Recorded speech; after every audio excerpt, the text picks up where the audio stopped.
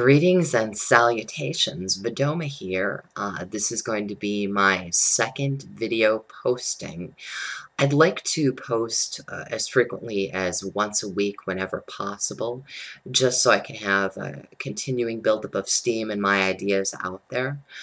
Normally at this point, I would be thinking about posting something about my gender transition, but that discussion doesn't really seem to be resonating for me so much today. Instead, what I really want to talk about more so is my transition in relation to myself as a presenter and a sexuality educator. What I found that was particularly interesting, my wife and I ended up going to a kink conference, an event, this past weekend in North Carolina.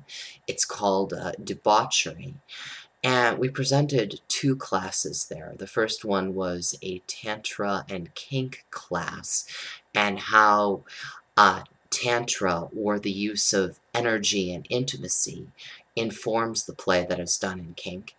And there was also a gender play class in which we talked about people's gender identities, or how they could take on different identities and archetypes within gender to make their play more fun, exciting, and transformational for them as well. So those were the two classes we were presented. I actually found that I had some challenges this weekend as a presenter for a variety of reasons. First of all, the last time I presented was still very early in my transition in taking testosterone. I'm about 4.5 months along now, but this was before I was really seeing a lot of the physical, mental, and emotional changes that I am seeing at this point. I still very much felt, just in the beginning, sort of like the old vestiges of my old hormonal balance were still there, and the way I react to things, or the way I used to react to things, was still very much in that same mode. So what happened now is, for starters, my voice. It has lowered significantly in the last couple months. When the voice lowers, the vocal cords actually lengthen. So I've been having sore throats. I've also been unsure about the pitching of my voice. So what happens is sometimes when I get very excited about something, my voice naturally scales up and it starts to crack. When I was presenting this weekend, my voice was very controlled and very much less fluid and open and conversational. I wanted it to be that way, but my partner, Atypical Ash, my wife, had mentioned that she noticed I was trying to do some new things with my voice. She didn't think anyone else would have noticed it, but it was something that I was very aware of, and it made me have a certain level of self-consciousness in my self-expression that I wouldn't otherwise have, because I was just very, very much, no, don't let the voice crack, don't let the voice crack. What else was interesting for me is my physicality has definitely been different again since the last time I've presented.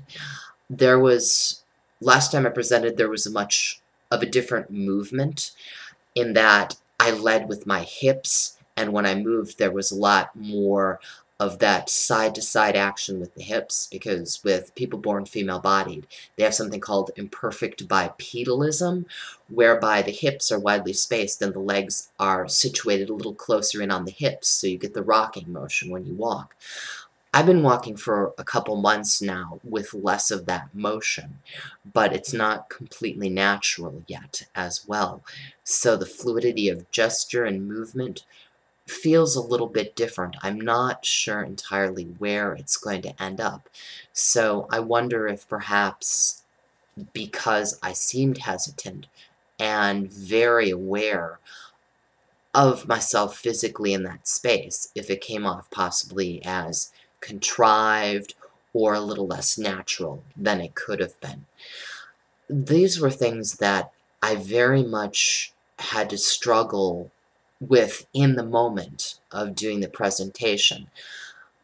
And I feel a blessing and an interesting lesson to be able to teach while going through a transition, because I can look at where I've been as a teacher and an educator, and I can kind of see where I'm going, but it's all an experimental phase, which does leave a little sense of discomfort and uneasiness. But in developing the way I want to express my personal gender, the way I want to express my masculinity and my balance of that with the femininity that I do have, has just been fascinating. So I'm waiting to see and anxious to see where I'm going to end up, how it's going to affect my message. One thing that I was worried, going back to the voice as well, is I've been very good at being resonant, projecting, uh, having my voice easily heard. I've been struggling with that a little bit because people who are gendered female at birth, generally speaking, when they use their voice, they project it upwards into the head. And so resonance is the result of your air and the voice bouncing off of the hard places. So that would be the jaw, that would be the hard palate, sinus cavities, that sort of thing. Whereas for people who are born male, or gendered male at birth, rather, the resonance occurs in the chest cavity and bounces off of there. So I've had to practice actually sending that resonance through the chest cavity as my voice lowers, so that I'm still understandable and audible and people can hear me and I can still articulate myself as well. So what was really present during the workshops was this underlying sense of unease or discomfort that I just had to say yes to and allow myself to feel, so that I could see how I was presenting and what I possibly needed to change as I was going into, my next stages of transition and the next time I present, so that I'll feel more comfortable in this transitioning place as well. Other than that, dealing with my voice and my physicality, it was a fascinating weekend. It was the first time that Atypical Ash and I had presented outside of the Midwest, so it's our first national presentation gig, which was very satisfying, and I feel our classes were well attended. Our gender play class actually had a lot of trans people there, some cisgender people as well, and the discussion was very lively, and people really, I felt, shared a lot of their own personal experiences with their experience of gender, both as an identity and as an identity that they try on during scene and that they might play around with for a kink or sexy purpose or a turn on, or just as an exploration as well. I really, really enjoyed doing that class a lot. The Tantra class was very, very well attended, and I feel like we could have had the room even bigger so that people would have more space to spread out. Uh, but it was wonderful to be sharing some of those skills we learned when we were doing our Tantra certification work at Tantra Nova Institute in Chicago. And it's always wonderful, I feel, to share information that I am passionate about with people who might be hearing it for the first time, and to give them a positive first experience in learning that information and sharing that with them. And the feedback that we got from both workshops was very positive, and it appears that we would be welcome back for the next time we do this event. I'm going to keep posted because we have a couple other gigs possibly in the works coming up that we can schedule, so I feel very blessed and very excited about that.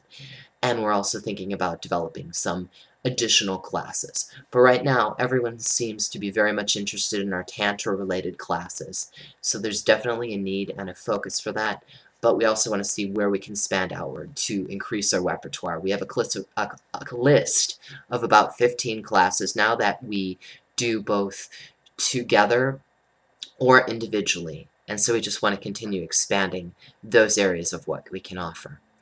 So those are my concepts of what the weekend was like for me, how it was in relation to my gender transition. As I mentioned before, I'd like to post more regularly, so please subscribe to my channel and watch for new videos coming out. You have a great evening. Bye-bye now.